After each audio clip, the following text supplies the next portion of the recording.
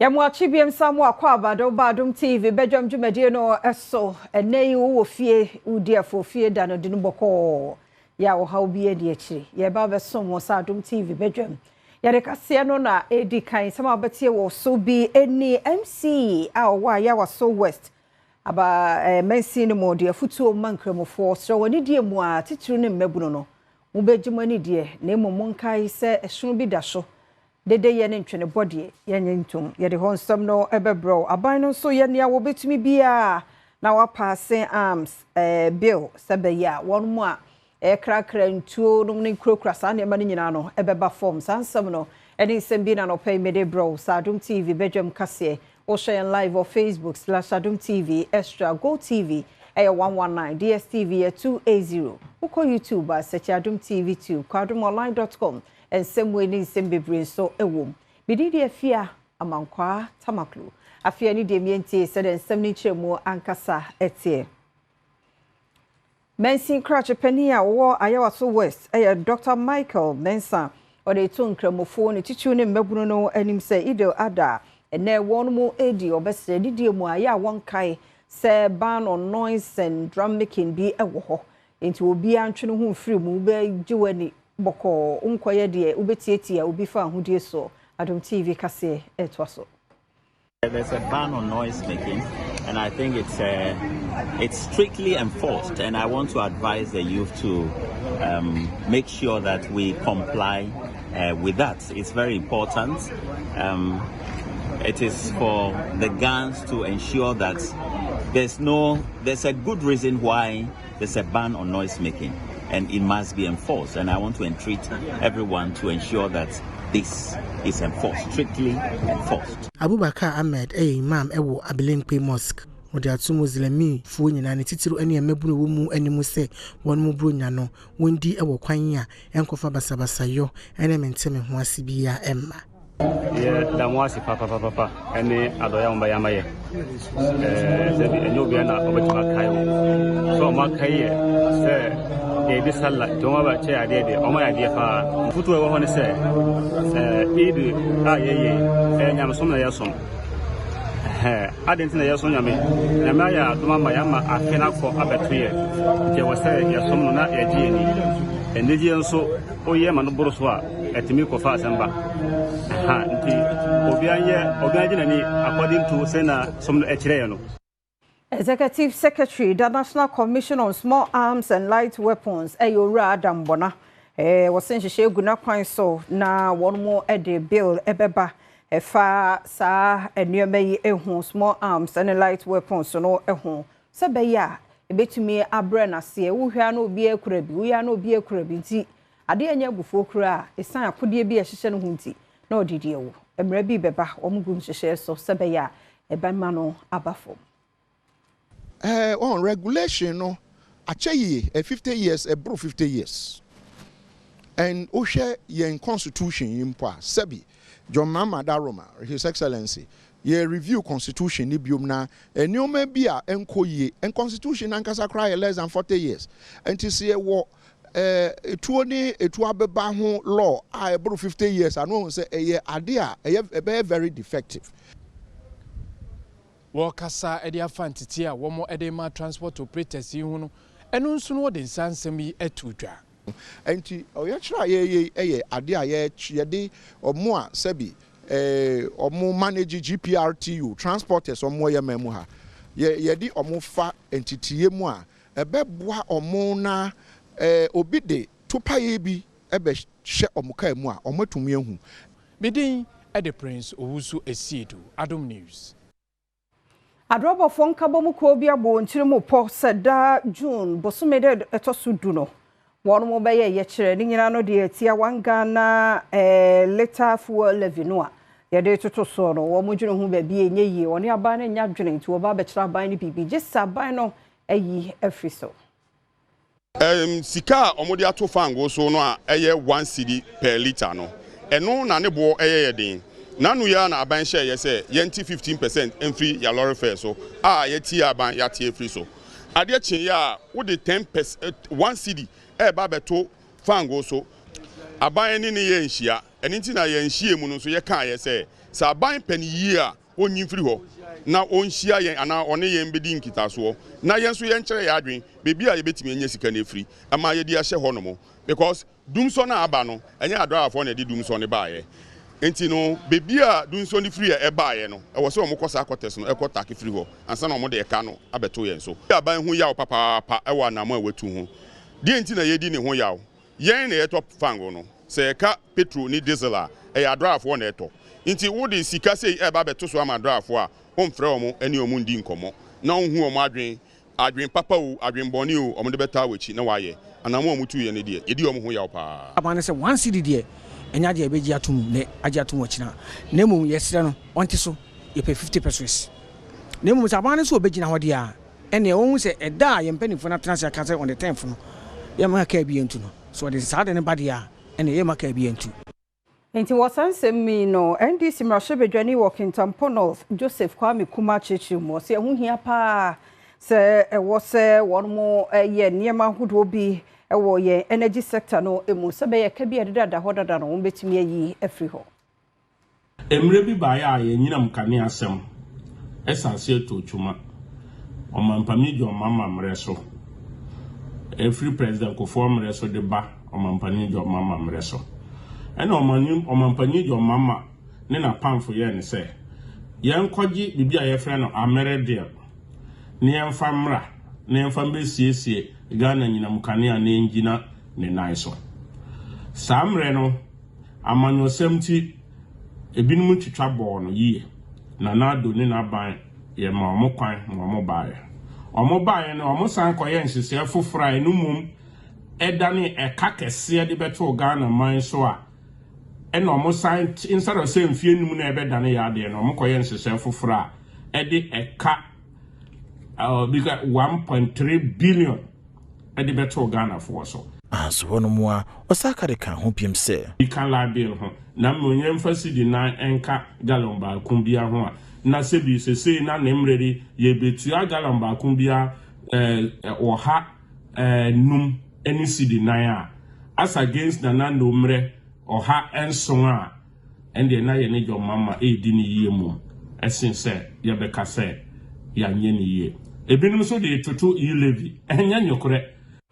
Director of Clinical Services Ghana Health Service ye Dr. Oforibuadu ene was Ghana Health Service ni Ministry of Health one more share ni mo kwan say mentime ho ase ya Ghana Registered Nurses and Midwives Association one more ewo mo esan won hihye bi a won sankan ye no omo hwe say wiebe na wo twe wie ye ntem de na bibia to din amwo hye won nyuma ase. Next for in fact ade haye Director General Gusu tu wana mo yegidi se enta se na wotwi ochane ne nim de benya mo ayepa ye mpa ebo ne se nkomba ba adwuma efise nurse fo no ho hia ayepa obuni wa doctor fo adwuma na na ye den man enti ye no nya ne kabo mu adwuma ne tumi ye enti ye aso mo ka no eto asom tabanya nya asom ma mo na ono mo ntrase mo sinkonwa na ye fa ye ntu ye efise ye hia om Minyere so na Adom TV Badwam kase na ha na brema kwan na no pay ye de sie ye da se emre ne adaje wadaroma twen na ye for online stories no so nto so emma ya da se ye mo akwa ba bi emra Adom TV Badwam dwumade yi eso ye da se omre ne wadaje a wode ma ye ne titru pa ne wonu a adwumanti wonya mre kura na wahweye ye mo akwa ba ha ye Badwam Adom TV sa na ye no nonum empemu 5:30 ne aba de Badwam dwumade no abro enwum to no a ne de akenya wo spirit no sa ne de nkranhya ba bewrom owie pa news no ba na fa ewie news na ne aba de bonkrata ne online de no na ya fo fie da yinti no de bonkrata no amma but adomonline.com dinane na so ye adwuma den ye be pono de wo ho no bi e de amaw ye be phone lines no na enei eye bronya ye nuanum kamufuo edi aye support wo mu ya hwese de obedu di afa na ya kai wona won crime potamu bi ne de dede ye ne ntwene body de bi ti ya kai mabunu ne titiru sha ne yanyusu as a scapegoat mo ni na ho ya me ahwe oso ama afi no akwa ba beto wa ada na apese ni die mu nti ubewi afiase eme no enyo target esre mo ni die mu a ye na e won kran ne mpota mu no de wa woni tua sɛ ye de esono ban atu dede ene ntwene bone sɛ nyom debi moto tue nyina ban ne da so wa de moto be pe o mbecho ti mu ani na ho radio fosu 97.1 ye mamwache e mamwakwa aba mene miankasa minu ya bema Jordan JP Bismarck akwesinsia ene gina ha ene yesi shake e kanidi no ho nti shake Jordan JP Bismarck akwesinsia anopa emi mwache evia mankwa medas ebia boko nyamna do nanso efe oh nyankopon adom ho so ayefe yede me ase medas top we ni ana enye bad medas pa o design de niam ani nyina asiesie ba wo yede ya e pushi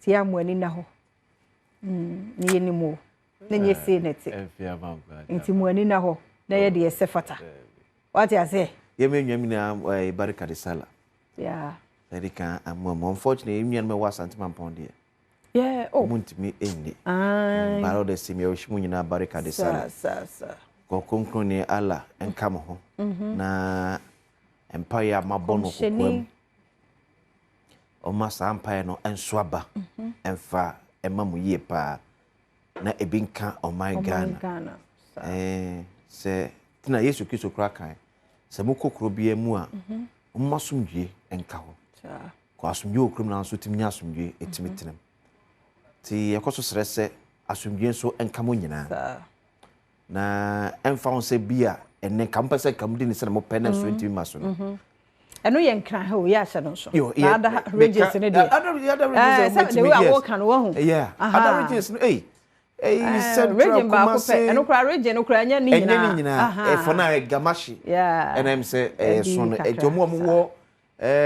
temaho ne you know mo wala ne ade ne modern ba se na fie ka no yenye moderate yenye moderate ni gie eda edema na so ni gie ni koyawre wo mfa bo wabusua ana wankasa ho so we can yenye kwanhye nyina tura bia de woba ebi wana ko fe prade aba e proud to say we can avoidable yenye yeni but yema enigie no ema ne nkowi awreho ti yankopon ka enyina ho na won hira obibia na fiem sem se obekọ ahomanso akodi nkomo na yakọ online ai ti menim se sa so ese moya sa atayi the mechanic yes yeah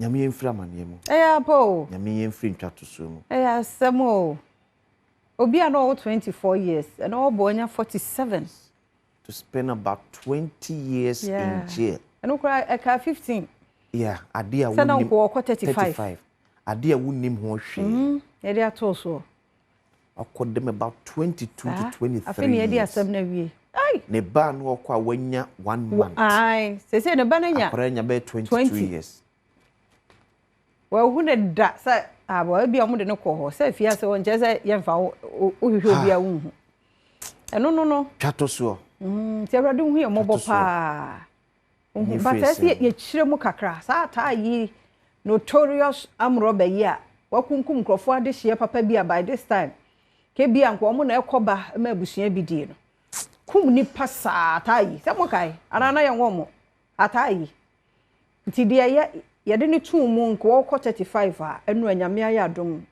ya discharge na quintin no or ye the mechanic na ye se moto no ata yi de koba no se ko na ya no mo ekoye no nti je se asam ne ba ye no na on se ya no ye hwehwe ti wu a bibi kakra bi ba ohun bia na ye pekew enu bi ni mechanic oye na adwuma eni patri mu so nya boyfriend ya pa mu ahwe ehun se ata yi oye nipa bone ni for you know onim oba wa dress kama master ye chi ata yi ehwehwe mu no e de no koka ho okwa afiase na afe na Nigeria wo se ne ge wawo abosome oba ye akora na nyini oba fe so 22 years ti no awrade nyi emfie san musuo nkwanhia ene ntwato so ata yi case ne sana ti ata yi ne so ho some so ayo sofo eso yo sofo mu ya nyakopon de ne ye onye sofo dwuma no wo prison ho a ewie brem Mata yo. Wa ku obi bra no wo no bi ade no wo mu kura na enso nyame ne na wo so abaye osofo. Na ja wo no ho na wabu aten. Ya kura yo ho ntene no. Me nyaya kama ya mane kura mfa nko Supreme Court ko file for a compensation. O man na ka Attorney General na nyinem. Ni mpepi bi fam pata papa ne kra. Nde so de anya sa. Ni mpepi o afia ye op file process na. Obenya ba I think say ade aye nyina aye nim cause utie atemwafo na etna asem so na. O me say nyina adwene ko bankro mu. It was na see say ba ko ne ka say I descend to this. O me say nyina adwene ko bankro. So e kire o say ampara say atemu na ba sa amre entwe atemu na entwe yi because judges ne kan ese katemwafo ni nyabotre tie asem ko akiri kakra ebi anka kwa wie ni sa kwasi ya asem o because that time ne de what tie ata yi bia na yeso oben no a won je hwe o yeah ena de bia make say ye kruma na ye emotional judgment ti asem ba ya asa yaudie na we mu no ye de ko ye de ebua tina so asem to abonten a atai ye betimi kura ku abonten asa kwa odu court sese ti be say ni free san so hwe mu and in to so bi because before obenya ho atete no hwe onya no ho atete 23 years afen onya no ho atete o 24 enti we no hwe na bra bo nyina afiase 22 years of your life I say this enya meboa no and mechanic shop we say no agu on campo we go hu no we Geraldine hu ye mobo pa enne kremofo ye gi ani ye careful ni anyusu amude ye kasa amonte 0302 211 701 702 703 704 wadawoma say na wudi afofie dey ene de nkan ko ba bia na je wa home weekend na wow from now till Sunday Saturday, wow one more na you say let me just say na wo the same thing the value is still the same ya ni akwa santima mpon ai no so see that's bro so e chanom de na etu ana nefi ene efi ochina that's me dam pemu akosi na juada ya otumfo ba besie sa ti juada no His Excellency John Dramani Mahama Professor Nana Jinopoko Ajiman other diplomats, other government officials. Nana mindful ye wo Asanteman Council. Ye specify a Juadam pen for never corner. Jordan you be a few ntimi nko ho. Kwesi ntimi nko ho. It is so person head after many here a free a memory dano e ko na kwesi ni kwesi da so. And the otimi ko. A Jordan is some a specific. Because you will be pay ye diso. Na nkwa nkofa wenchi ya. Wa meka se na. O kasa listen pen for the ato no ho a emeho why emeho ya mo me hwe hu ye ti abie phone lines no fa de bra na emom yenkwa adomonline.com na yenkwo hwe galamsey hanabisiu and all recount the see so mo enye easy ye so mo ko bui subin so galamsey wo mu tu ni deke police commander no no yenyi fi ho hu ke so ne ko gina mu se China for na chiom ye yenya wo mo na be de akoye no Badwam.com and also a woho. And I feel so a buying so or barber ban wooden school furniture. Is a school and Konyanoa. Yadidiana or barber ban because yes, ye duenia. Ye are near say a young Kunyani table. Tia buying say or barber hena ya in a meta so tell us a plastic baby crown so because of these private schools now. And a National Labour Commission so said you know I would say no and the Bremo Casino. Ormaje injunction at all. Ghana Registered Nurses and Midwives Association no almost strike and so. Tiani ya hwe ni mu se bibia be din na on more to me ahye nyuma na say. Mampani Mahama so anya report from National Education Forum no ho. Na recommendations near 200. And near 200 woman creature gun kata so a woman pesa ban etna se mampani na wonye. Yes 200 recommendations no adwuma nwumasua ebejina ne naso emse wa body was wada ma emfa na body no pay yem akwaba efe me gilo sedodo facha yem pa sa wagina so wada ma yentie we se na fofie da wudi ne fa efe ye di kan di yankopo ase se ye ka de bia no na ensuma ka kanyina no be di mi ra sa ho kakra mi ra ho kakra ataya se a o kan yi ampedu ba ni bo si ewiasi ma ye wei You try to so yao. You try to so yao. Afofida ye didn't kama isu ni be ko ruru mu.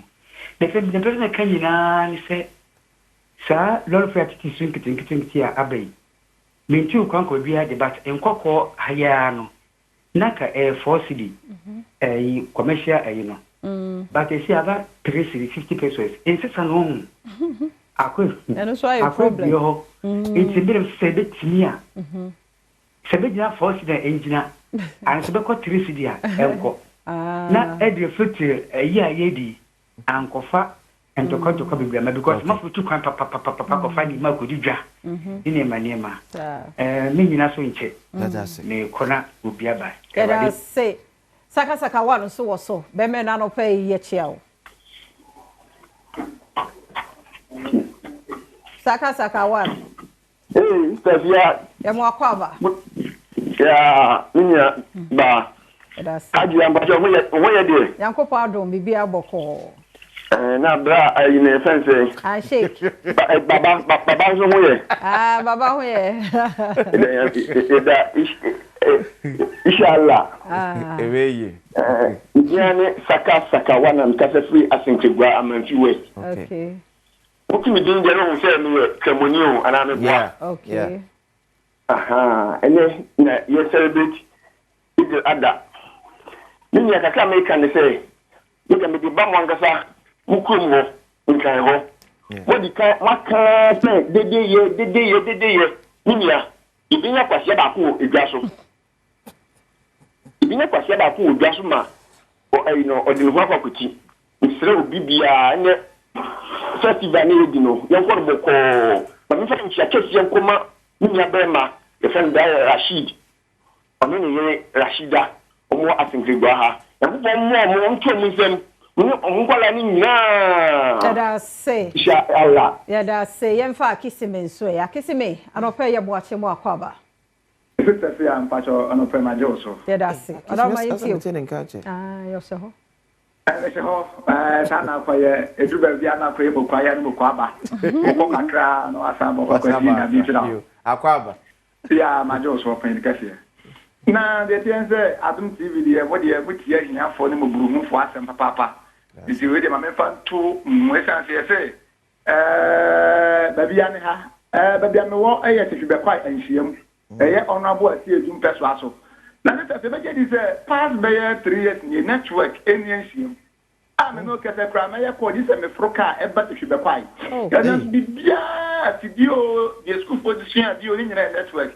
Enti ba sere MP yewra onabo brata mo abremfo onere Joma Hama ne mpayinfo Sam John mo. Anhiem tefube kwa anhiem ye hia network. Neta bia yakọ nchira. Let us say yemko 2 p.m. ho asante mampon. 2 p.m. no pay yem watching. Meja usumini aba. Let us say Adaruma what is say no pay? Hey. Mini aba oba asante mampon 2 p.m. Me ha mani. Yemfa say anu pay corona dane. Corona dane kakra. Because we say China Yehowa ya Adoma. Program ko yemfa say chase ne ye ene CCA. Ago say the 9th no. Na ma won say Alaji Baba shake.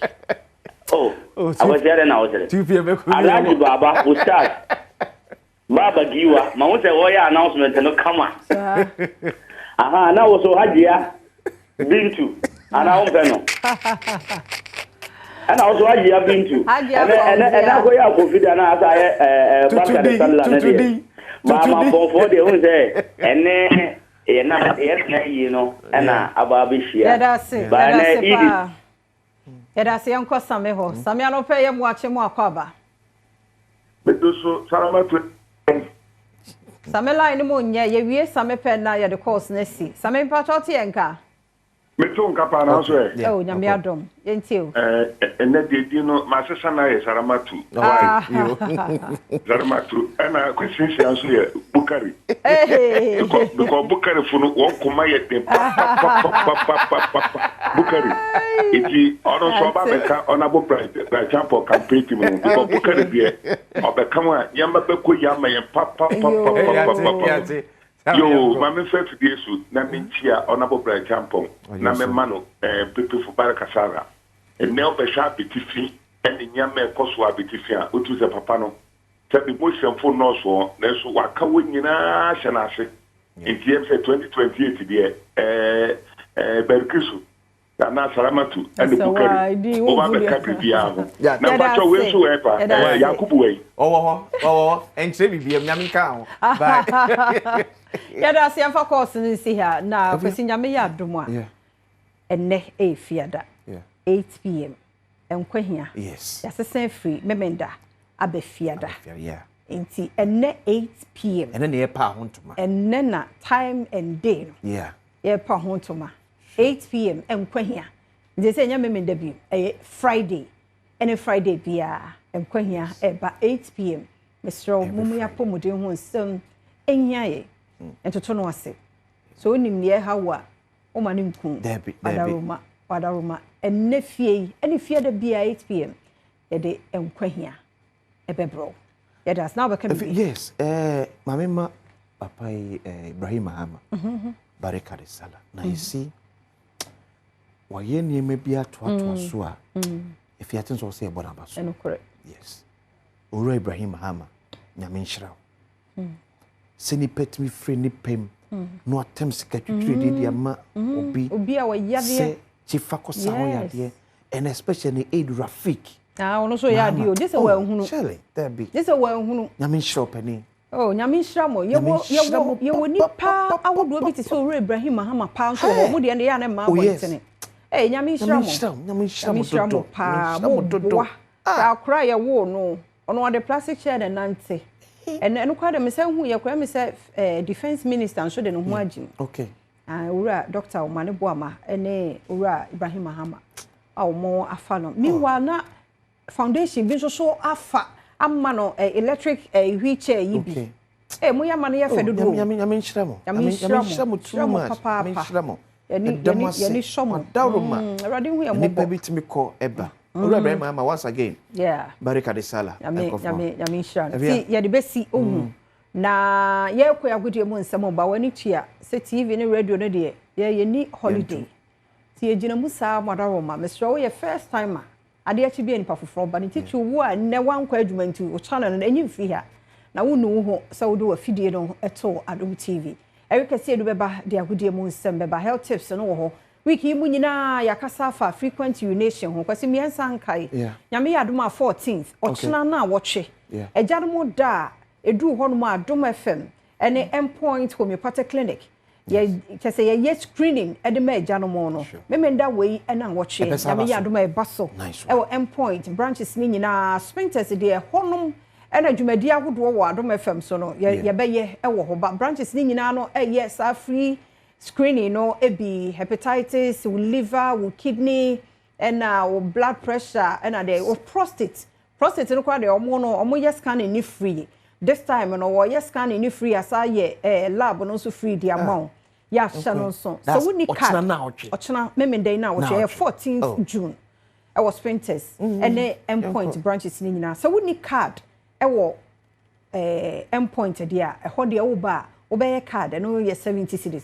But so wo card dada ya wo de wo kɔ hɔ no mo dada wo de no be ma wo ntua hwe man de dog so metua bi so ba se me nyamoda anye da sa yate ase de bia ni mo ti me sro fa wo kunu bra fa wo nua be ma wanyini mfie be aduasa e kro no 35-40 yanko check in prostate no ma no check wo liver no na hwe wo kidney no na hwe wo blood pressure aneurysm ekum nipa ye we am free me sro endpoint branch bia eda memenda ebe ne na watche 14th June Mr. Munyina momra woni endpoint branch bia Kumasi Takra Denzama ene bono ho detachment hensha Mr. Munko ho na munko check ye we fama okunu ye we ma onua ba ma bi na obehunu aseda ode ebema ti ye wie ohu ye da se yakwaba ne ato aso Right. Fantastic morning. Yeah, Baraka de Salo, Anano Pay, and M1 ADA, and M1 Brunya, and TNM1. Eti bibia be fine. Eti seni na nwe ye no na mama na mra oh we used to say we na ebuli no ntimi ye ne fine ade they are fasting isa be me hu jibu na nya sam keto ahwe me atum say me so ate kama because fasting amaye enya sam ketwa anti se ne ade ko na we yesa na se hwie no nipa nsa hwe eti ya bande ne ya ban na no pan so no ana sam ne dos dey say fata sa wote ne de bakete we se anya do we wura bia she papa bia nya sope and of course ya ban de na Franco Trading Enterprise phone papa fie na yesi akonkwan ya de ba Franco danchen a okopie mu wo makache ho aso a na CCTV cameras ahodo mo de aba no fridge ahodo mo de aba no blender ahodo washing machine ahodo mo de aba computer ahodo mo de aba no bobodi bibia se open obo Franco a bibia in 1,000 pa boga Franco diaba edition so sa fama me Monta Guinness ye Monta Guinness and akoy holiday Monta Guinness ya ne di ya chile baba ne simanim ne simano ne siwa no and actually say you nuado na me patcho ne *281# select Adom TV o select Adom TV na wo de kakra go so and holiday di me chanentem and before me we na ma cheda dan ti strategic se si afagum back we 5 cities, mienu 10, 3, 15, 20, na bibia sweat me akoye kama pa no ho asamara now. Ibasha center man so padi bo me producer Kejwana Kasani Erica Siedu Bwani now final in a set in the Nations League. Ya BPI who says say final is Spain versus Portugal. And Spain France but France can na enum nice enum ma France take enum and 9. Aish so it's 9 goals ni PM to ko bia over 6.5 one where did he? Over 6.5 what did he? But I just said by who says over 7 goals bebe ma mo akotwa kodino. Yes serious. Ya go PM of Stuttgart and share sense game no sikoye. Right, and so I don't know the copy more 5-4 Spain at me about Remo another final there. By UEFA Nations League, our co-final papa and yeah as Keto Accra and no necessarily so here on France share in 2021 final no I'm a France border 2-1 Kylian Mbappe goals that was game and pa and then now 2023 almost signed Jina 9 so and Croatia the PM ball Croatia 5-4 penalties in here set third and fourth place by Barcelona final na Barso on the 8th of June next weekend ya na Airbus kwasi de be hwese na besi akọ Spain versus Portugal and one summer now World Cup qualifiers ahodo okoso matching 11 and a match no eba so and of course it was the first match for Carlo Ancelotti actually draw versus Ecuador in Tikasha so sa from Ancelotti's first game watching draw but other World Cup qualifiers eba so Estonia and Israel and they be so Norway and Italy and airborne in group I in group J and North Macedonia Belgium, Wales, Liechtenstein, na fe group L, Czech Republic, Montenegro, Gibraltar, Croatia, and Saudi Arabia. Guys, to say Manchester, Malta, Lithuania, Finland, Netherlands, Bosnia and Herzegovina, and San Marino, Austria, Romania, Andorra, and England, and the airport and ni na fe Albania, and Serbia, and so the airport and Kishana Safa Mami Honomo. We any other fixtures be brand a basso Europe and as a pokrano we for 4 the other ones and American catch I say abukopiemu menra Ancelotti first game watching draw no tika channel to sa FMame and of course Ecuador and Brazil and Paraguay but Uruguay by 2-0 ama one group no chairman say there I had him papa when they qualify the akọ na nimo emrene krabia na ebehye because so the extra hwe se na ebesi akọ and Manchester eba so no na media extra hwe na mede ama wo no kopie mu American bosu bi di ama but qualification ni mo no American catch said there's Norway and Italy Belgium North Macedonia but kopie mu Oceania and then motem ho was ayaya no mu akaka ya Cuba no mo ne ho so bo mo Trinidad and Tobago mu na ejina kono hwese ne ma betimi akoye Puerto Rico mu nyina ebo na ya hwese ne be ko but I'm matching Argentina about Chile by a 2-0. I'm matching Argentina about Chile and Julian Alvarez and the ball that particular goal for Argentina. There's Colombia and Peru, now Venezuela and Bolivia and so at the Bueni friendly games. I hold also because they will PM be bring now updates. Now I want some and so a here. Now young cock na young question for fraud about Guinness. catch you ejinamu den vitamins ahodo a ahye ma be no nya sam keto akra Franco Trade Enterprise is sponsor na okopie mo wo there senior national soccer team the Black Stars of Ghana catch share so mama say na no yakobo four nation tournament ankoye jana nkoyi but ted e be fa ne saa ne ade a sane modern bonus kwan bebre na e kire mo adwen wo mu ne ade e be kura still any gidi e wo to ade mu former Black Stars captain former Black Stars coach Siki Akono edna no ato sansem ne mo.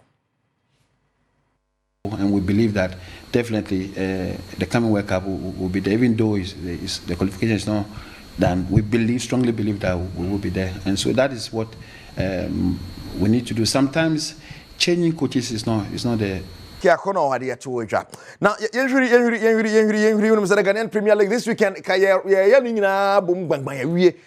champion of the Ghanaian Premier League, but Sanya now Nations FC. Bashakedi ne koye no tie hwese verdict beba sane aba but ama so yebebo na kotoko de kaka konde em se FA Cup na som de omani hwemu na womutumi ebo ne ade a interim manager na kotoko Karim Zito one more game one de epem so against Vision FC the man for say entibi it is so mutumi je and director yet more the Karim Zito voice ahead of game against Vision on afa yen hwe the fixtures na university.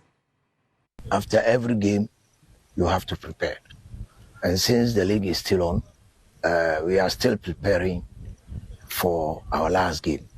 And we want to use the preparation of Vision to face the FA knockout we are going to play next week after Vision. So we are preparing seriously. I don't easily give up in my objectives until I finish. So to me, we are lying second to Bibiani Gold Stars and any. Wow, I don't know someone currently 32 the Nations was 60 points and Bibiani Gold Stars was 60 Asante Kotoko and so 58 and a Heart of Lions was 57 and a Heart of Folk Etosu more 55 and this weekend Nations as I said Otimi Ewini now has obetimi age league no winning power age league against Heart of Lions but no so on the game against Baseke wa moti ya nim sane mra na beko say beka say ye the point ni ma Baseke and I say maybe the boys no so ma Baseke no winning last game age league no Bibiani Gold Stars Super League no age ti about how that but you ready other fixtures no and you the last round of the Ghanaian Premier League you know na you found some so Samate say quite way House of Oak heading about 3 p.m. Akwasieda ningina is 3 p.m. Gold Stars and Accra Lions neighbor where they have to be able to get over it. Dreams FC in Legon Cities Bechem United and a young apostles Adriana Nebaseke Holy Stars Nations FC in Heart of Lions I don't know the episode of the league in Mediba and it Bricum Chelsea Vision and Asante Kotoko and so and a day Ebebweni American country we and in the last round of matches of Ghanaian Premier League nima you want some ever no pay maybe I draw here star 281 hash select Adom TV na me mark akani na mame double sisi double soccer academy ko Foridua Zako de Astro Telefone so enti yeah justify your inclusion yes and enti ko Foridua justify inclusion Zako de Astro Telefone Kwasieda 8 June enti patrol for more information double Soccer Academy is fast growing. Papa, yes, I'm 0247 963 587. It's all your player now in Bob. Double Soccer Academy is coming to Koforidua live. It's all the 15 years to 20 years. This is your chance to shine. Double actually say Aban Academy Jumana and everyone the players the Brina Kwa going to audio multitude Sam Ketwa and all Double Soccer Academy. You are sure. So in Bob Bonkwandia, you have a great future. It's you are doing a great job. You are doing a wonderful job and I pay your child year pass. So we are footballer. Young as from 15 to 20 pa fa hoje sa jumadi American bonamba na dia ma odada enti eno ho asamara nge baso e woko Foridua absa mena no pay ma menya draw no but Monta Guinness ne Franco kre ho star 281 hash select Adom TV for kakra guso de mo kakra emfa ngo botom enne da nipa nsahwe the human being resemble nothing e ma taze holiday ne fa go botom ni ade a me kan afi 10 do one be do one out kakra gum dada 10 9 8 7 6 5 4 3 2 1 adu mamenche obiska sisia kinkire hwan mamiska 02022095 0202095 something. Assume. Shane Somame say enanyumre and long like the battery has ended we best here. And then the beautiful message of Fiamma Kwatamaklo the enkwahia new season. Yes, Shasia. At 8 p.m. don't miss it for anything exciting. It is now power packed. Until now, Reno, remember first. They say they are back Friday at 8 p.m. New season, new look, new. What I say, don't miss the show for anything. Messages will be in a seat. Now, when be I saw your senior dear, ewo apobody one quite here, and now, yes, that will be to me. Now, me patrol, yes, Frost is here. Fa. No makacho no ye say ye mechanism bia udi na ye fro no amfa nye ka twen sika udi ye fro no amfa ya twen sika ne ade I fast twen fi mu ahwem ya twen ade akọ ya pese de ye ma won yesa ye fra ma monfa amfa na me ye di mo ho ya kakra ne ade eno ho asem ano na busua ma ye nkọ anim na ye nkọ hwe se kwan bia so ye wina no ebetumi afa age franco number 0246 422-338 0246-422-338 and 0555-593-9311 Franco number no Morta Guinness so can one pay and you didn't summon and so bread Morta Guinness papa CEO of Tropical Cables Limited. Engineer Samuel Otamia J, engineer, fantastic morning going out to you. Engineer Engineer Samuel Otamia J, Tropical Cables, Chamuna and Anopay. Now what the idea no do move phone? Hey, and Moyasa, Mintas, and Moyasa. Well, young Quatap say, Mr. Ernest Anson Saka, I would have young coupon. Yes, when you better Aquatap, say, I and your Muyajma. Yes, Mr. Anson Mobojma Pa, Mamma, for studio Mobo, what Aquatap see you, penny pa, Mr. Saka. Your chow nano pay, fantastic morning going out to you. Maybe I Aquatap. Me Politan can say, if you mean him, as I who say, Muya to Aquatap, papa. Padibo Tremi producer. Yana Kaiden, Nankasa, and Kijuano. Erica see do body ni. Pedro mo na kwa hulele dey wani tua. And na ye dey pipion. Oh ye dey pemo. Eti wa odi and congratulations. Also phone no a. Na wa say wani ewu. We diska. We are so party aya dey wadu mo phone sa. Na ye dey wani ewu. E bu be say HAPPY. She. Bye bye. Meda se me mo akwaba. Eye Badwam health tips na o share me di afia. Fasedama endpoint homeopathic clinic na da Roma. Dwumadi ye dey ebro wa woni atena ne de. Wasuan de pa nyamishira wonso ene na di kan no problem ye wie ne ne no akoso ane yatena every day nkwa hoden wo kwa frequent urination ye ne Dr. Dubuatin ena edisa enkomoi ene ye hwe treatment doctor ye mo akwaba beda sepa ye na se ne hwe treatment why ade nso na wotwe mu nkomo a woni ye de beda sepa de ne na wotwe nkomo nyina me bɔ ne tofa na me kase Johnson tentem ya me ye hunu se Johnson tentem ekoburu so bebre ya enye na de ebem wo hu se Johnson ententem no ene se Johnson no eba ebia frequent intervals 30 minutes 45 minutes na Johnson de na Johnson de na obi awo so de Johnson be enan kosi be du sana de ache ene yesa mi ehunu se Johnson empem bebre na wo Johnson na wo so tie wo Johnson na be memu ye wo ya na wo be mu ye wo ya na emu hihye wo ana wo Johnson na moja di mu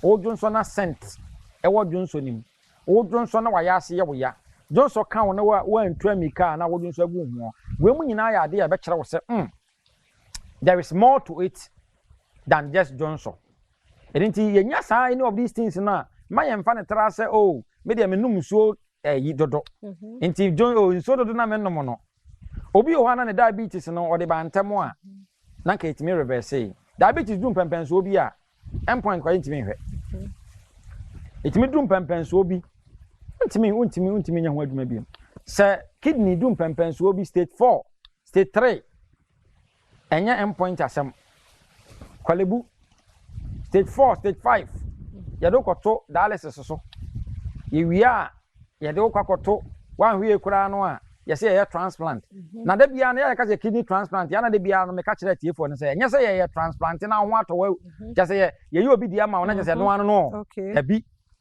say ye transplant obi dia ma wa Ubesa no maduro sanya wo dia. Uba no maduro sa bosome bia wanye aduro kwa nya be 5000 Ghana cedis. Uba no sa akoso bewu. Ena no kwa wanhwe yie kura etimi sa feli. Ebebre etimi die na sa feli biem. Because the cost of it no ewo. Te Johnson tentem yade a signify a lot of yade bebre I woni pada sani ho. Say ye hwe ye Johnson. The frequency of your Johnson year ka bebre no ano. Nya se o mu kidney ko say ko du pempenso a am ko da dialysis so. Enya se ka bebre no a enya diabetes o mani ekofira ye. Ema o mo nervous system no e break it down. Ema itimi bu o mo. Ema ye twa bi mo na twa bi mo nsa da bi. Ema bi mu kra ye sexually weak.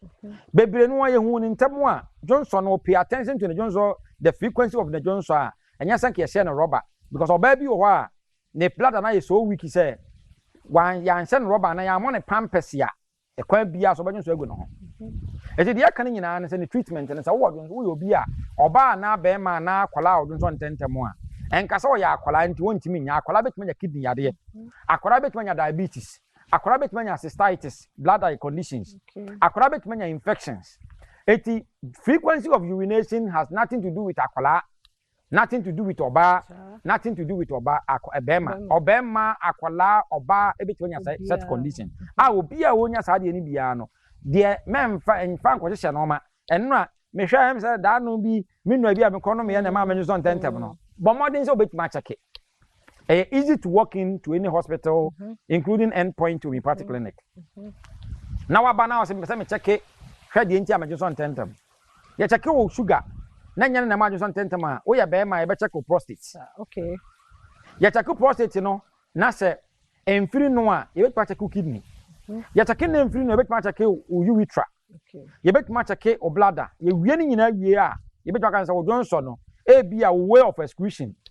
Ene ema we dey ema wo Johnson tentem wo your ba so at the same time you bet match bia na wo dey na sugar e bia na cystitis e bia na infection e bia na aduro bi hu sunsanso aduro bi side effect kra na ema Johnson tentem eni nti ye bet ma ye sa check no lab and scan ye dima hu ade kra e dey sa de ye fe ne se frequent urination no ababeso ye wo ye mfa sa topic yi very very very very careful ye ntie ni ye pa na se o pese obeye any of this check ehunu se sa condition bi wo ho de a wo akra ya was spenters social signboard wo kuma se chronom aboahia angel school na chipe wo tachiman hensa opposite Josbo filling station takrade anaje queen of peace enzema eziama eho ne wo tema committee 22 eho na endpoint homeopathic clinic wo yade bi ha obi a wadaroma fa number no na frɛ me na me ma ho akwankyere consultation e free me charge usika na me mama ho nimdie number ni 0244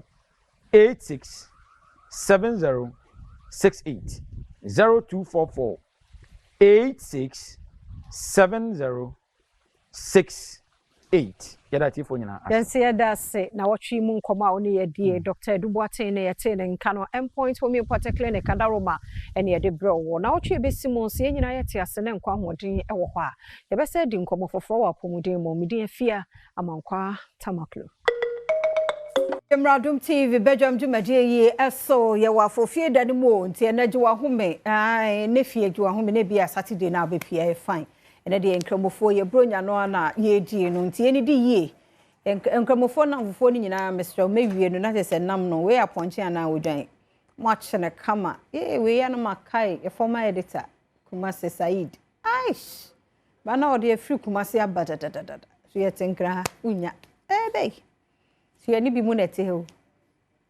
Razak Emma Yusuf Emma enso ye die ye ne no a enso edu omo so a no show to awo yesa eye Razak ni Yusuf no omo aka ntie ne yetimu ye dindindindindindindin mesro de wa unim no braha chenam no de achene de ye betimi awe ne be next 3 weeks so hu uyi no ba ko no anya o drink bi aboso a one na wie kura bronya na ye die no mesro ye wo nkomo ba ko bi wo ho ne mo ma menkai wo say GCB Bank shareholders update no omugusu aya wo kai won ti wo a wo ne GCB edi ensa wo so eye shareholders no hye so ye pese ye sompa na obia meye ntem ginani wo ye ne yen shareholders no ntem nti no Ensakraya ahodoɔ ye update ye ho kakra wo telephone numbers nom ene niema ahodoɔ bi email address na ade ntimesra GCB bank bi ben wo no ye shareholder nko ade abowura mu ho na koye sa update no na entumi emwa yempa yempese obia be ye na debi wa information no ane hia ti GCB bank bi ben wo no ko hono ma na koye sa update no GCB your bank for life. Dr. Sharp na ene holiday waba because ene time awanya wotene fie. Nze by this anka anam kwan so kra wonhwe ye live on Facebook/Adom TV, wonhwe YouTube nso. Ti ene de O2 TV nanim ye mo akwaba. Medin de afia amankwa tamaklo. No Dr. Sharp e wa ha.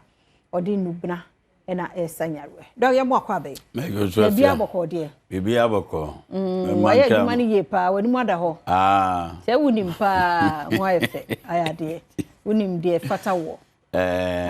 Me manka mofo nyina baka sala enka mea mena na Sheikh Mustafa Numa Saributu man baka sala kasiye pa national chief imam sa apa unkwa man baka sala pa o kana kure on so de no kure na dwuma o ono metima gina na chikura akensofo what dey make ti ho ya oni o ma bi wo on se yemfa nse se Christ me fan se Christo na bia ye ku akokọ pa na ye se ne ba na onim ho ye kramani oku na ntwie na ntwie no enyo ni kramani na ku na o de ye ndan wanwe on se ne ade na ti we so obaka se ebe wi eke na asama ba nti sa na tie afia yanko enadwumadie no so me pa ke obia ne na adwene ne se ne ote ne ma ase edefa ye ka se nuro ne haban a ye wo ne categories me chirechire mu a obete nioma bebre ase na wahu nie ewo se wo ye yade ankasa no enye se obi afi obete masa yade o bebre amuso mo ye no binum ya yarefo enom kwotena enurofo ne nchen na on se ayese aha oni se wasua sa na ya bebre nioma no bebre tie o se wo pe ayipa aseme dia beka ka so afo bebo entimenka wacha se nka me chiro fiti mese se meka se nya yipa memfa ma wati ne me chiro na se menka nkoduru ba bi afia sa na tie enhaban no enhaban ti se nipa enua no bi kasa ye odua bi wo no ma ekasa obadwen wa wonti ase dua bi ti se ahomachem ewo no ma eben baabi a gisom koye nwa ma mletu because duru baabi etimi yehu yese ekasa ti se nipa na ojesu you die opa bisa panyini bia wanyini wonim nneoma wonim omom nim no nso de ya kire na ebia ku nkrofon ono no wonim ne voice no efra otese na ewe no on se na etie nti haban no ebinum nso wa achiwade sani ebia obi betenase bi mu kura timi dwa omanu ma no maka se bia me de we ye di funu nsuo obi a wa bin bia ni onu makofunu me ka asem de akere mo ne sa niema nkrofo ka no bebre mboa sharp ni the most promised spiritual center in West Africa amekita o ma mpanyini ma amanim ne ayi o mo ja yi nyina anim mpanyinfo a woga na anum nim na ye no ye nhada nkasa o ne emeche no sa na tie nhaban no bi wo achiwade a etise nipa nkasa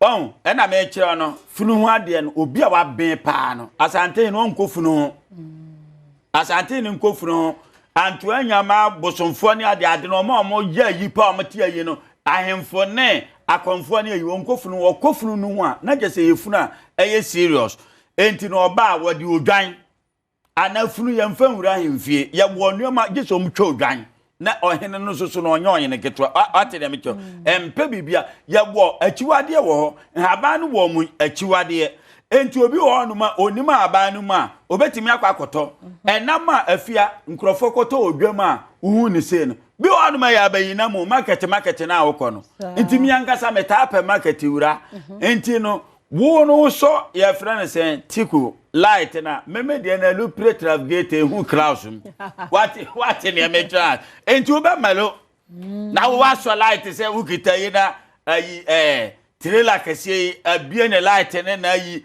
ne fog light ne ade nyina wa so a wo de na oba mani di ma na mani wa mani di mu nso de ekwa na ye kwan ye yese ya oba hu ne nani ebe hyehye no we ono ba bi ote no asante wiem wa so ne kanea no sadete nti afia se obi ba ye haban obetimi akwakofa aduro ndi aba aduro no ebetimi achiwade ebetimi aka haban no nti odi ye adwuma entimi nyeye on se ne nneoma nte se ne obi ka ya kyerɛkyerɛ nneoma sa paade omo yayi paade ne nneoma ya wasi nya kwan ma Ghanafo na obi paade ho na ka kyerɛ nkramofuo Kristofo obi enu onu ma wunya mense obetimi akọ ayi kramuni kura de onya asore yese wawie wati ase ade ntira moja ni ntira na ele na obi de paade kwa nipa kasa bebre bet nipa ye nkasa aye se wa mu ani ante a ehun ne wo no ma wo ankasa na oba de ben obedi nkuguo wa atiasefo asase ebe de na ene no obi di se ya yeyi ensem bebre wo no mo boa aban ewo achiwade e kana edwono etina amachi de obo nwumo se ensuo bi tene ko bonsuo bi ma enche na anu adwo wahu ebi ni bi nka bibia wo sane yeye no enti se hu ade no na se okofa sa aba ne de be ye adwuma entimi nya adwuma enti na Dr. Sharp oka kire obi biara se wa o hawda wo so yade aye kwankro o challenge wo e wo Ghana anom se fanipa no bra apart from achachakwata e na kompo no ye nim haban no ye nim aduabia ni asa atasfasa so yentimi nya ho amamre entwa na se yentu ana yente ebia ne se ne yete o se ne ade ne kire na wo nsoso no obi ntimi nya abanya wo nware abanya wo nware nuru ayi o abanya ye kasa adura na ni abanya what yas untimi nya yi a masa onya yi enya adwuma sa ye wo kwanya bibia fa so ye adwuma entu ben ye pe ye hwa adekodi ye wo no ebi mpa wadi panyini bi atam na de yade na ba so ebi wakasa kasa bi amfa moa ama first se ne ade buo wo no ente sa bi e de yade abro yadomo hwe bayifu anase obi okita sunsumo na opewo asewo pa odomi obeka so odomi se stroke obeka se me ma sunsumu stroke na honam mu de na se wo sa honam mu de na sunsumu de ne wo sunsumu asem ye nka okot afia wati ate na sunsumu no ye de ben ewiku ntu ba ya wontime nyo ni nyina ne ye hwe e wase ye sere ne ye giwa ye be sere sunsumu enu anse obeba ye ho ukita consultation 200 cedis na wabo ahofo yade ne kakra yade bia e wati asfasa ate su yeye apart from achachakwata ena mumu yesi yeye mawo wanum yeduro yede yeduro amawo wosi yade no ye ntimi antriti yade no ama na nko wanum yeduro se wase ye hwe ose ya hwe me pa achawo ye ntimi antriti yade na man mema 15,000 Ghana cedi mo bia ateme nka o Ghana anom empanyimfo ne ade obi anim ye ma me papa entina baabi ade ne ye hwe ne wase ye sere no ye sere na ya jew adi afiri mu enti before ya di aba no beka no ya gi consultation ankasa yenim ne ya ye ewo sunsum sa na haban no ko ena sa na haban ne te na ya pe haban a ya de be ya de ben ye betimi di account ama hoto ene oje edi abro ya nya adwuma mferi bruni bo firi nkransa ye firi no me Dr. Sharp de Tima Chesa ba ko pe ma me papa sa na te ne ope ayaresa no bi wonom ayade ne ye abade how ebo ka keke fa no bra me wonom eno no mehu ne wo ho na wa ammoka anyasa obebre atu agukwa numbers na wo TV na anim no ma me papa 050 554 19 96 050 554 19 96 0266 14 another 14 6 9 0266 14 another 14 6 9 020 489 74 54 and no frɛ ɛyɛ WhatsApp sɛ woanya ya fa voice gusu yɛbɛte reply ya wakaswa mini branch obabi aba mo no fa kaswa ka na ka se obesi overhead na se osi overhead na se na ke se nyame aye wadom no afaka ekoni market osi obesi ADB bank osi ADB bank na wohie nipa bia wo no ma bisansa Dr Sharp e wo fine fam pa cha obekere consultation 200 series no abo aho ye ma waduro no na wutua ne nkakra mpa cha ye ma waduro ba akwa wana abekwa akwaje bosia ababe de be ababe toa so ajedu everyday bia me ye adwuma nyame nhyira onte ne nkyerɛ Tuesday brother ano anwumre bia 11 ede kosi 12 bia so betimatie wo Adom FM nyame nhyira onte ne nkyerɛ o yada senti Dr Sharp na wote no enka no na fofie de wanya bre na wakoso opa bibiduro ede asa ho yare de wadaroma na wafre na one ne de ensa osue yenyina no so na nkomo yemfansi ha hye no so enne anwumre 8 pm enkwahia hyase efiada we ni fiada bia 8 pm ede ede nkwahia ba wadaroma kan ho na enne anwumre ye ni sa enkomo na sister Sunday be a guy ede ahosepe bisanwom ebebro Saturday tiano so ya no wahye no so ede amaye bididi afia amankwa tamaklomi kwei mambo atuma ya crowd de ahosepe etwaso. Good morning, Mamona Kwaba Mbra Cafe Banwa, Badwam Ahosepe Inye, Cafe Banwa, Jolu, Police Station, in Chanhonuma, no, Bomazana, Brahadi, no was be Philippe. Na, and I pay many general of the generals, and at Nasi, I am about Chunkomo, say, Yako comedy, Jumanuma, you general be wom, or so, yeah, tough. Oh, be chat oh hade na adwuma za robo bi papa o socials no do ko hono ma adwuma no robo hono da mara na ye hwe mainstream movies na za ye hwe na azu no sa me wu do bag rose kama jeje sika nti no wa hade za wenya za wonya onye ba sisi nyina na oze yen chafa za ma he na ya soro hade na yakọ anepe good morning oh to the name na na also je am American fancy ayaze am the fancy and tell me your Fantini. If you're in. Me free Ashanti. No, no, that's your father. Yeah, you'll be wife. Can one some question him funny. Oh, Jonathan Tia, a brand TV, only Chrome a dance from now in the Ashanti region. But when you were Jamestown, or Greater Accra, and say, me were Ashanti, and I'm saying one crank. No Fantini. Fantino me call Edina. Get away Edina. Me call visit. Me will be me pede to kwan.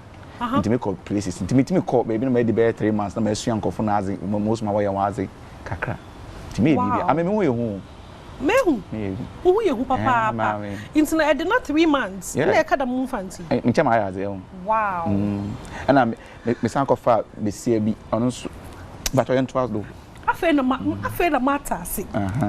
Obi ayem potwa mo. Bi abaze. Potwa. Oh, do.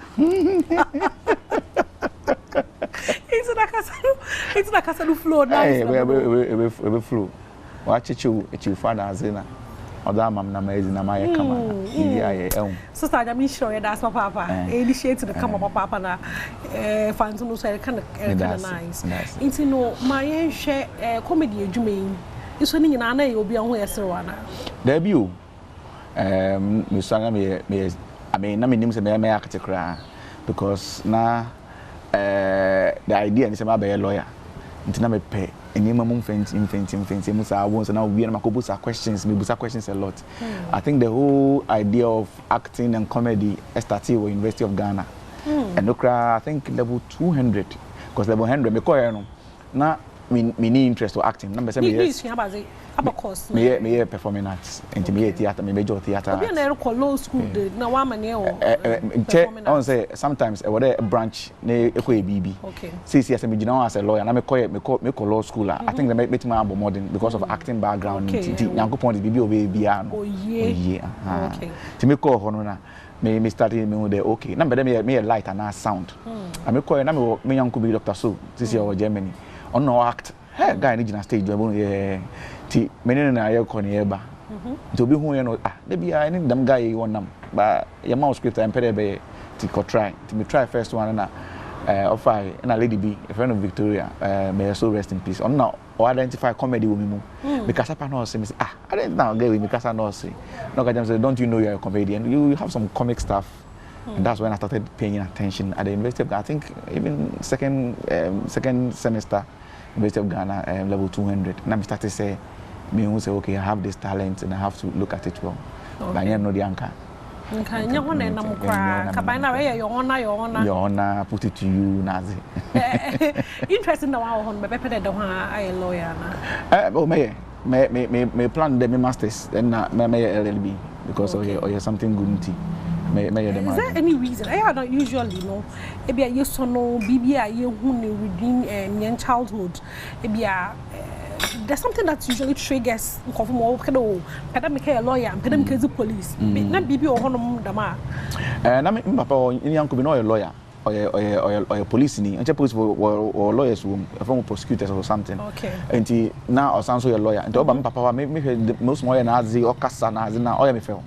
And I think DHS one day me busa no question there me pede me na adwuma ni bia me ende no so what they call law school na about nti dem time na mete lawyer na me pe one dress na na me feel pa. Okay. Is there like a back day bia the lawyer here pedis na zi or kan hunt na or ma very controversial because sometimes in your comedy na zi no etum especially political, you know. Yeah. I think, say, in life, you know, you don't have to fear anything. Be you and do what you want to do. Just say you have to be mindful of what you do. And I'm able to push and go hard, hit people, but at the same time, I have my limits. Okay. Because if you exceed your limit, also then it becomes a problem for someone, and then attack will come.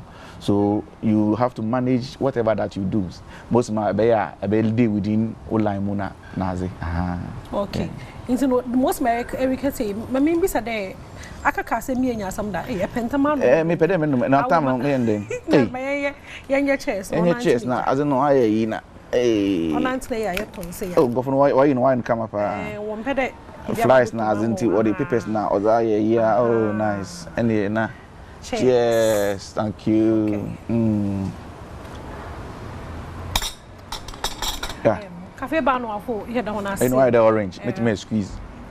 I can't say me. That's that. Why that? It's my the orange. So man, I squeeze, but Minka bibi nya asem da. Most of my first, I'm always very particular about what I put out and say.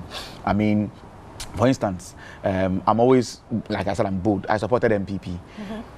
I always tell people about what Dr. Baumia will do. I don't go ahead to discuss the other party, but somebody will go and attack. And I think it's not important. Yokochoba, it's a bit banku, it's a bit fufu, a problem. There be. And the moonlight now, what they ediko, and he say, oh, we back at His Excellency John Mahama, Mobit Maye, Epa na afa. Must be Bama Mama, Dr. Mahmoud Baumia, Epa na afa, and far, make come baby. And you have to attack number. And you know, if you know about all these things and you know how to put yourself in a particular frame, and you don't exceed that, you always be. So I did support MPP, and I didn't get any backlash because I'm free. I have a lot of NDC friends. Oh, really? And till now they are empowered. They call me for projects. We share ideas. We develop script concept together, and it's beautiful. I entered into politics because I felt, say, we are sitting on a time bomb as a nation, where gradually people are hating each other because of politics. Why must it be so? I don't think it is necessary that somebody belongs to a particular political party. I say,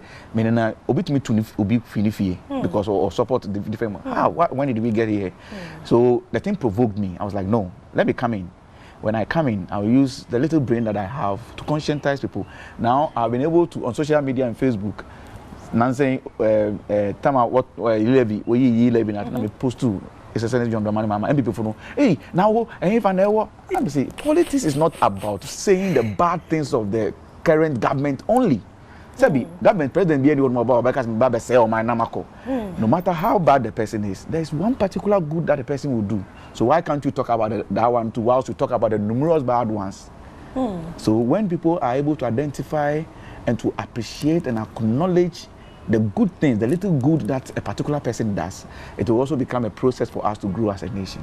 Okay. Until no damn no a case to do be an attack with that. There will be an attack. Oh, I mean, go for back true as a definitely be one of my own team, maybe some kind of attack, but I mean few. Okay. In Lucid, you may be also, and I who there open me up there be I MPP no, but wow, it be business will be oh, be them see. Me a major all right, me fufu. That means I'm kind of me attack will be and to my must even be offended by what I'm doing. I can't want to buy no. I want to Prince David. I may Prince David Calibos. Oh, you need your koji your brain your koji. But I mean I don't like explaining myself to people. I want people to live with their conscience and whatever that they think. Maybe you will feel biano. Jane di fufu gudo no musu and I'm kwandeda. But I mean, it was just an individual man. Onim, one of our colleagues, between the four of us, is a very good friends with one. And he now person do onunkwa echo. No, oh, menang fufu it has nothing to do with MPP. And God knows I'm saying the truth. Nothing to do with. I mean, on a regular day, I think it's the first time on your show that I'm explaining. When I go, I don't talk about it. Think about it. If it's MPP that you think took us there, it's your own. So I asked one guy one question. That Dubai is visa free. If I want MPP to take me somewhere, I would rather fight for America. Why would I go to America? America, but I think my Europe more than America. Yeah, my Europe. Tamanin swing. Me a type now. I pray a lot, and I always want to wait on the directions of God and see where He wants things. I mean, the direction that I have is to do Europe, and I think so far I have taught more than 8 countries in Europe with my theater background and everything that I do in terms of theater comedy. So, I mean, for now, the concentration is on Europe. When the market starts and we want to jump to America, we'll go. No, what's my? You want to smile? Most won't come on. I can't want some now. Two different people. Yeah. It's no. Shocking for the year. To say, and your comedy. Abasnary. Say, me your comedy. Na Abia Merichazi. And now I say me develop concept. I write scripts. I'm a playwright. So I've written myself and Dr. So we've written a couple of plays. Man in the Dark, you know, Atayi the Jamestown Gangster, which we did recently to promote, you know, the Ghana language and also to let people know, especially my brothers and sisters in Jamestown. The whole idea is to let them know, say, you can grow up in Jamestown and still become what you want to become. Don't let, say, baby, I want any limit. So, and also to let people know, so we can put Ghana language out there, put it on stage. It shouldn't always be she and I can. But let's push the Ghana language as well. I mean, we did Ghana last year. This year, the dream was to do Ewe. You know, put a whole Ewe play on stage mixed with English. Wow. We've not been able to fulfill it, but we are still looking at the possibilities. Comedy business in Mexico won't come. 6 years ago, time I started in the show now, cooking bread for payment. I mean, when we started, it wasn't easy. As I say, Badwam. I mean, it's paying off. It's paying off. Minibar. Okay. Say a woman as a woman daddy, I want to become a comedian. Yeah, I'll allow them. Okay. I think the beauty of life is allowing people to do what they want. So far, the thing is not a crime that will bring trouble. Let them feel free and flow. So I'm always grateful to my dad for allowing me to explore. I mean, he has never in his life stopped me from doing what I want to do. Obeka say, it is your life. Look at it. Look at the positive side of it and push and attain. And he's the type that he always tells you, whilst you are going there, don't go for the less. Always aim higher and become the top. Don't pay negativity. Always go. So, I mean, it was always behind me, and I'm always appreciative. So, yeah. My younger son, in fact, we faces of Jeffrey Note. Yeah. Me as a performer, stand-up comedy performer. And I'm a theater, me a screen acting, me a stand-up comedy. And I made me cut me baby. I can pay. Obi or basna a lawyer. Yeah. And you nan can pay me to buy me because join Kwabi. Now yet to be an master no what's the problem oh baby. They be about the problem. That could be not so man, no the problem in our sorry. It's a one you to edge bado. A one there. Bet me I be about Numdi. and me field. Tell the major my seniors no na 100 them na. Mama when you na to answer na so here. Ebe pon show. Better push down the problem no your voice na mpa. How would your problem na because what wa be e be na nya wo no. Am na be problem. Me voice nje. It's you know. It's on the stage as a stand-up comedian. I'm performing on the night to support my brother Jeffrey Norty. I mean, I feel like Jeffrey, why are they? We need support and the BIA can Ghana, and fan cross boundaries. I think Jeffrey is one of the few people are ordinary skating or they are cut across sometimes or South Africa or skate or Nigeria now, which is fantastic. I have seen say or dance in the sense say his content. You look at the content. I'm always very particular about the content. The material that you put out there, the creativity behind it. And I think he's one of the few people who is very creative and very unique when it comes to what he does. So when I saw that he's coming out with 3 Faces of Jeffrey, I was like, no, I have to be on to support my brother, and I'm on with other guys to support him on the night. Yeah. Okay. Yeah. So no, you're going National Theatre. Yeah, National Theatre on the 14th of June. Yes. I think about 2 weeks before. They make a say, yeah, acting will be grower. Them time you need support. This is the first time a young man is taking his act or his craft to the National Theatre of Ghana. And to fill the National Theatre on the night, we are looking at 2,000 people that evening. It's not easy to get 2,000 people to come and fill. So whoever is watching us, we are begging them. This is the time. You're sharing, and probably actually say, I'm support Jeffrey. Emre way na ebe hu say Jeffrey obekoso aya na say onkoso nye. Yes. Say oye na nkofo ma bo say ogina stage no atem hey if you ho no. Obi ehun ni biem. But Ghana for ba be support na omoto ticket na e overflow na ni baji na da bia waye. Eso je say joba yere. Won say ohwe na say nkofo ama bo so o perform no atem hey e kana wa bo. Hit originality. Enti ye pa bia chew. Wow, we be a ticket in the boy to be never support to me Brahma. Right when you want to pictures, we will be our ho, a bit casting scenario or Baba Betra picture, a bit with Jeffrey Norton Ancasa, a bit with Clemento Suarez, a bit with Chemical, a bit with Kodo PJ, a bit with Parrot Mouth. I mean, a bit with Nino.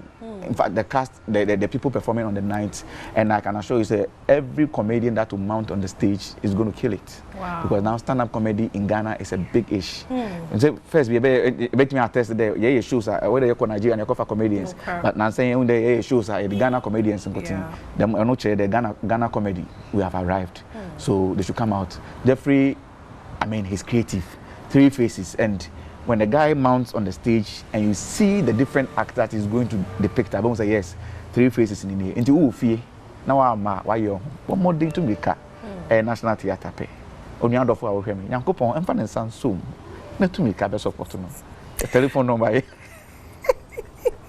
A telephone number there. A telephone number. I mean telephone number here, say pede tickets. Na a pede e bana e support na e bia ticket no. I mean put ticket in puna e frema ma metimi di ticket no. Me dia abawo fie na me da abre wo fie. E be delivery. I say how many delivery. Enti I was meeting a bit my freedom number 0249 232558. Okay. 0249 232558. And I say a friend demo code here. I will phone number star 713 star 33 star 783 hash star 713 star 33 star 783 hash. Now I follow prompt no na auto ticket. Okay. Yes. Before I boss her no, ma quickly maybe say there. If you stage na za fufuwa. And if you ejuma aya, ebeka dey we impact pa because what to the bia other yan na boy trumpet na ibisu bebe gina wechi nti no ebeka dey we impact pa wo Ghana comedy ejuma no do ne abazi me impact pa I think say you put me a production house together with my madam for that Dr. So last year we took 8 people to Germany, some actors, some dancers, some musicians to Germany to go and perform. And I think say it was a process. Oh yeah. But joining me, and CC and say well, Wednesday theater through the National Theatre of Ghana and a PB Entertainment Initiative. We have on the Eco Europa. There are theater shows that it runs every day. But how they what the event be bansa na beko but say here Wednesday theater so every last Wednesday in a month through our initiative when you get to National Theatre of Ghana you get a play to see. Oh wow. Yeah. So it's also an impact and the whole idea is beautiful. We encourage the youth. So somebody can be a playwright, someone can be a director, somebody can be a costume designer, some can be actors. Get yourself together, write a script, let us come and see your play. If it is nice, we'll give you the platform. The National Theatre will give you the set, they'll give you sound and everything, and then the gate proceed will give you a percentage. Oh, and pay you the powers. Yeah. Okay. It's my theater, a comedy, a film. Me a film, yeah. A basin. More hints na wakade Jemut Waba Hopa. Nina Abraham, because I may a type now, if I be a World Cup. And Semeka them glass in, I may so much, miss some ye, may be a man. And I think all the three I'm giving it my all. I've not seen my even the stand-up comedy I started not long ago. By the grace of God, no more no artist say, oh general, hey, that when this guy will start to stand up or force. And I do my research well. I look at my material, something that will not offend anybody. I perform my material to one particular lady who is a friend. To she's very frank. I like frank people. The reason I can say my friend now be album. So I like people who are very frank. If you are my friend and you're not able to tell me say they know I want you to chastise me and also criticize me for their she's very real. So before I go on stage anytime I perform the whole thing to her and she tells me, oh, this one should be out, this one should be added. I think here when you add this one to be nice, very intellectual lady. So I mean I so far by the grace of God, I have not flopped yet. I know I'll flop. Okay. Stand up there, definitely one day you flop. Yeah, now I'll flop. And you don't go in for Obi answer. And I stand up, I won't continue the age now. To be answer. What I say, Mamanda was it. I'm more invites 30 seconds. Invite Obi na Umbra TV Faces of Jeffrey Naughty. Okay. Yo, after I'm share them beautiful programming. 3 faces of Jeffrey Naughty. 3 faces of Jeffrey Naughty. Jeffrey Naughty Adom TV at Wabon Modin Yepa. Yeah, National Theatre of Ghana. 14th of June. Me pacho. Time in here 7 p.m. Yes, 1 man of best of. This is the first time Jeffrey or National Theatre. Now, Epede Jeffrey or ye more ye na any jino. The guy is distinctive when it comes to his character and his role that he plays in Timbamcho Mumbra and my support na bibi anye kama. To take it my girl. To be my sorry for company manager, to be my workers, no me major money. Medasi. See, I'm brother Prince, Kwame Abuabin. Abuabin. Remember the Prince. And I'm Bojana Tatiana Pay. General Debbie. I don't know who there. There's a Prince Kwame Abuabin.